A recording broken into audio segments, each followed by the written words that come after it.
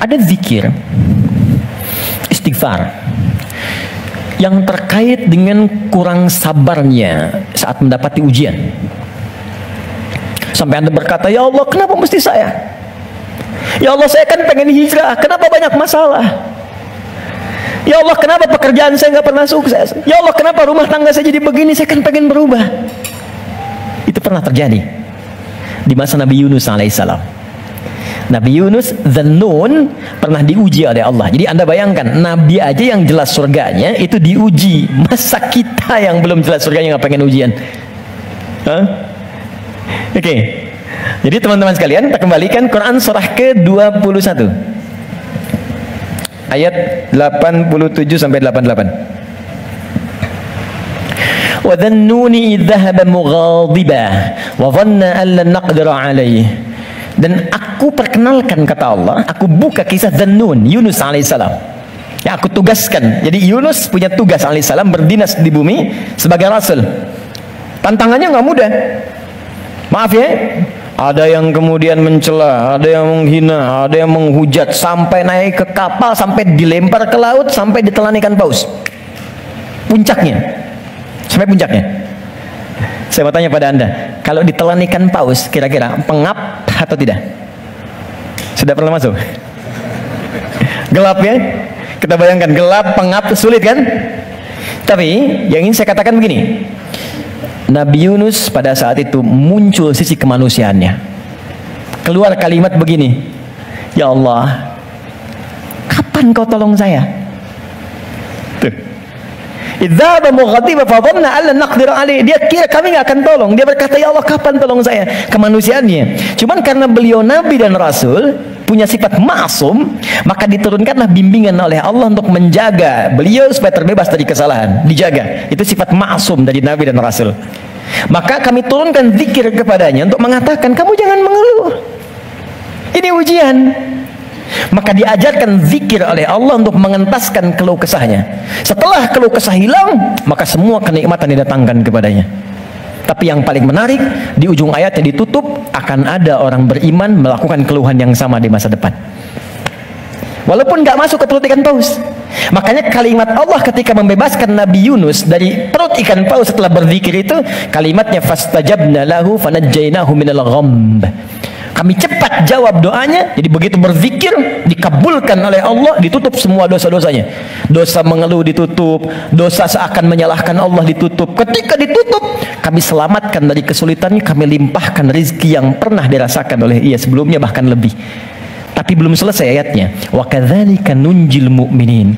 Demikian pula kalau ada orang beriman tanpa batas di masa depan, umat siapapun dia, mengeluhkan peristiwa serupa, kalau dia melakukan zikirnya, aku lepaskan dari kesulitan yang menghimpit, aku berikan kebahagiaan tanpa batas. Saya tanya pada Anda, pernah nggak ada yang mengeluhkan ujian Allah dalam pekerjaan misalnya? Di rumah tangga, ya Allah, kenapa mesti saya? Ya Allah, why me? Kata Allah, why not? Ya Allah, kapan ini berakhir? Sebentar lagi. Ya Allah, ya Allah, ya Allah, kenapa saya? Ya Allah, saya kan pengen baik. Udah pengen hijrah, bagus, datang ke masjid, tampilan bagus, sendal paling bagus, pulang hilang sendal. Ya, ada aja gitu kan? Dan kita menuntut. Ya kata Allah tuh, kamu ini bagaimana? Nabi dulu aja diuji. Tapi Allah turunkan zikir untuk menghilangkan itu semua. Sebelum sampai pada zikirnya, teman-teman sekalian, Allah turunkan standar menghadapi ujian semacam ini. Ini pernah saya sampaikan sebelumnya. Jadi untuk menguatkan teman-teman dan saya serta kita semua, di standar ujian itu gini.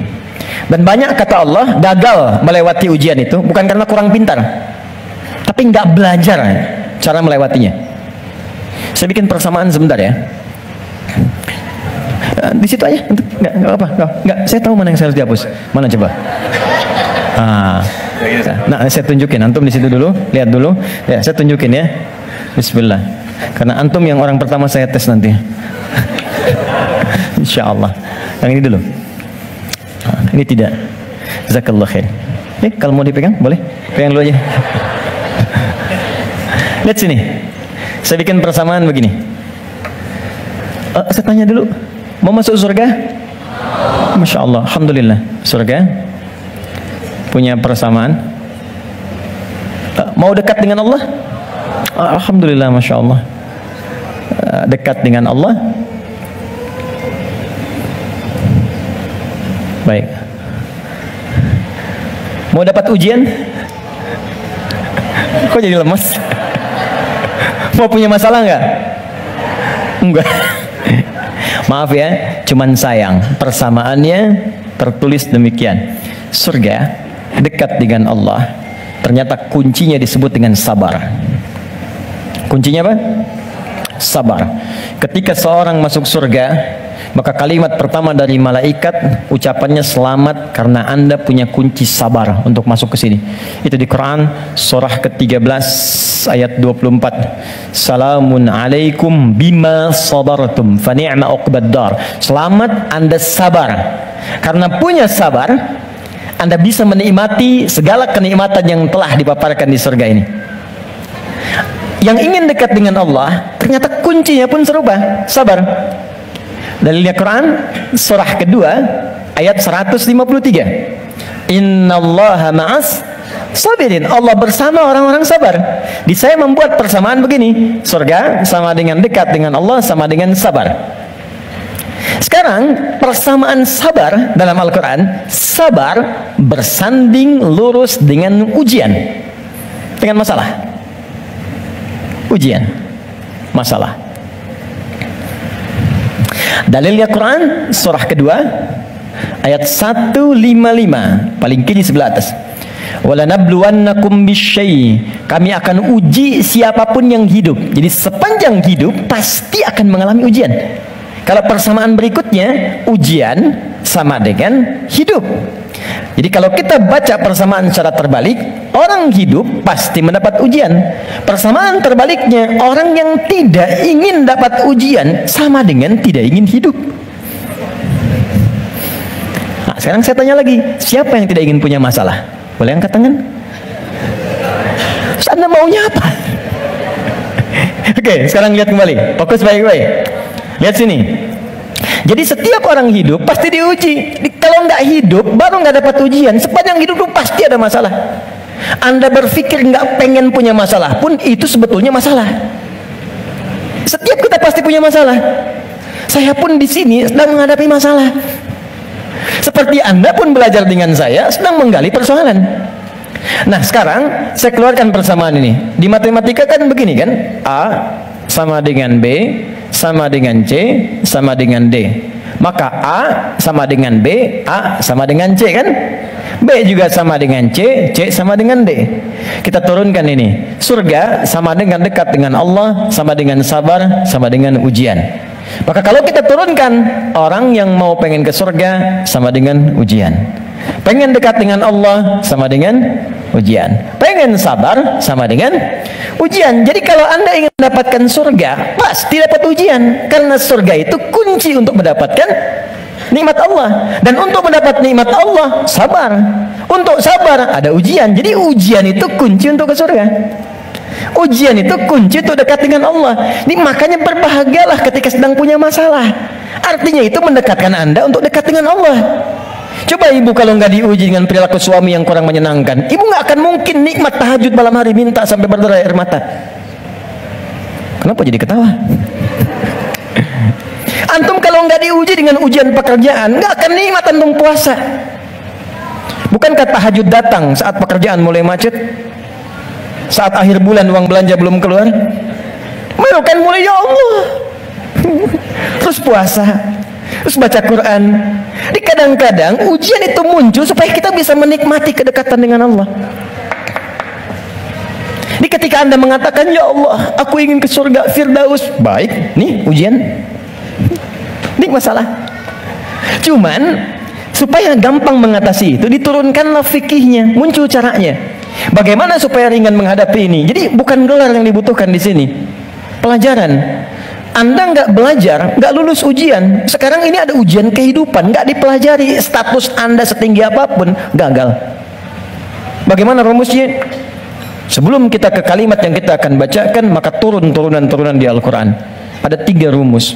Pertama, kalau Anda sedang menghadapi masalah, kalau tidak ingin rumit, baik di kantor, di rumah, dimanapun, pertama kata Allah berlaku Quran surah kedua ayat 286. La yukallifullahu nafsan illa. Ini nih rumusnya. Prinsip pertama, tolong tanamkan dalam jiwa kita. Mustahil Allah menguji seorang hamba di luar batas kemampuannya. Kalau kita bahasakan ini ke dalam bahasa psikologi, itu akan menenangkan jiwa kita. Kalau Anda sedang diuji, katakan, kata Al-Quran, bisa, mampu. Karena mustahil Allah menguji kalau Anda nggak mampu. Teman-teman maaf ya, yang mampu itu Anda, bukan saya. Ketika Anda punya masalah sebesar apapun sekarang, Anda mampu, saya tidak. Karena itu Anda yang diuji, bukan saya. Allah menilai Anda mampu. Kenapa Anda pesimis? Allah menciptakan kita mengatakan Anda mampu. Kenapa kita yang diciptakan pesimis? Nikmati saja, katakan pasti bisa. Mampu saya.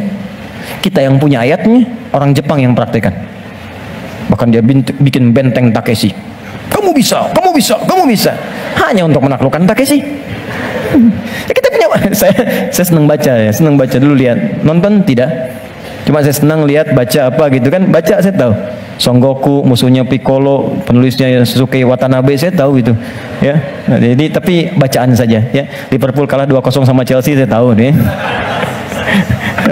Nah, balik sini. Kembali ke awal tadi. Jadi ya itulah ujian. Kita mampu. Yang kedua, rumus kedua, Quran surah kedua Al-Baqarah di pertengahan ayat. Ya, yuridullahu bikumul yusra wala yuridu bikumul usra. Paling gampang al-insyirah, inna ma'al usri. Itu secara psikologis itu akan menguatkan kita. Dikata Allah, kalau engkau sedang punya masalah, katakan pada dirimu, pasti mudah. Pasti ada solusinya. Jadi kalau diri kita begitu, itu akan ringan menghadapinya. Maaf ya, dibandingkan Anda menulis status, nggak akan selesai. Ternyata kamu tidak seperti yang aku kira. Capek. Udah aja, pasti selesai, pasti bisa. Nah sekarang persoalannya, cara kita mengatasinya, ikhtiarnya bagaimana sekarang? Nah supaya kuat, maka kadang-kadang ada tindakan yang keliru. Kadang mengeluh, kadang curhat nggak jelas, kadang cerita ke orang, alih-alih kemudian kita mengadu kepada Allah, atau puncaknya malah menyalahkan Tuhan. Maka diturunkanlah oleh Allah sebuah zikir lewat lisan Nabi Yunus alaihissalam, yang kalau dibacakan seketika Allah tenangkan keadaan jiwa, dibuang keluh kesah, dan langsung diberikan jalan terbaik untuk mendapatkan nikmat yang diharapkan. Apa bentuk zikirnya? Quran surah ke-21 ayat 77-nya. Wa nada fil zulumati alla ilaha illa anta subhanaka inni kuntu minadh.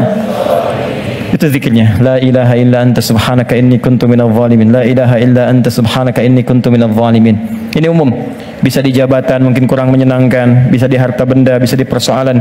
Nabi Yunus kan dia menjabat sebagai rasul, cuman dikerjai oleh orang, dilempar ke perut ikan paus sampai keluar. Bahasa Qurannya, wa kadzalika nunjil mu'minin. Kalau ada orang beriman berzikir seperti sama yang dikerjakan oleh Yunus, kami selamatkan ia seperti kami selamatkan Yunus alaihissalam. Boleh dikerjakan pasca salat. Langsung perintahnya di Al-Quran. Jadi kalau secara pribadi bacakan Rabbana zalamna anfusana, zikir terkait tadi bacakan ini. Bonusnya ada juga kan penyakit yang suka memvonis diri. Ya Allah, aku kok malah sakit begini, kenapa mesti aku yang sering tahajud, sering puasa, kenapa begini? Lakukan zikir Nabi Ayyub alaihissalam. Bukan hanya diberikan ketenangan pada jiwa, bahkan diberikan kesembuhan. Diberikan kesembuhan. Saya berani mengatakan ini karena saya coba praktekkan di kalangan teman-teman spesifik, dan hasilnya 100%.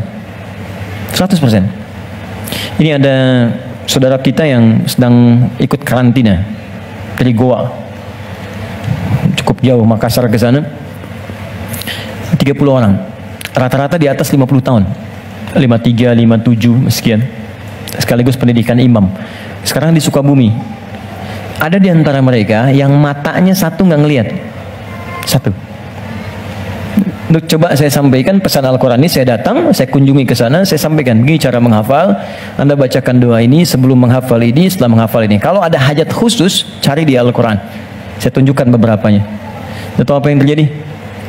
2-3 hari ke belakang saya dapat berita, ternyata yang nggak melihat ini, hari pertama, kedua, ke-13, ke-14, ke-15 tiba-tiba remang-remang melihatannya.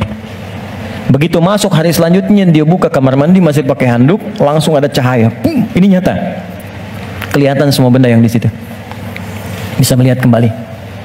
Dia keluar seketika, dia langsung sujud bersyukur kepada Allah Subhanahu wa taala. Ini kisah nyata, saya tidak mengarang. Nanti mungkin sebentar lagi ke depan akan kita sampaikan untuk share kepada yang lain. Ada kemuliaan. Jadi kalau makhluk mengatakan mustahil, itu tanda dari Khalik, tinggalkan makhluk, minta pada Allah. Nah, ada zikir Nabi Ayub alaihissalam untuk menghilangkan keluh kesah ketika sakit. Itu di Quran surah ke-21 ayat 83 sampai 84. 84 jawabannya. Wa ayyuba idz nada rabbahu, zikirnya anni massaniya dhurru wa anta arhamur rahimin. Allahumma anni massaniya dhurru wa anta arhamur rahimin. Ya Allah, penyakit ini sudah mengganggu saya, melukai saya, sedangkan Engkau yang paling sayang kepada saya. Kalau yang paling sayang saja tidak menyembuhkan saya, kepada siapa lagi saya mesti meminta? Oke, jadi itu ya.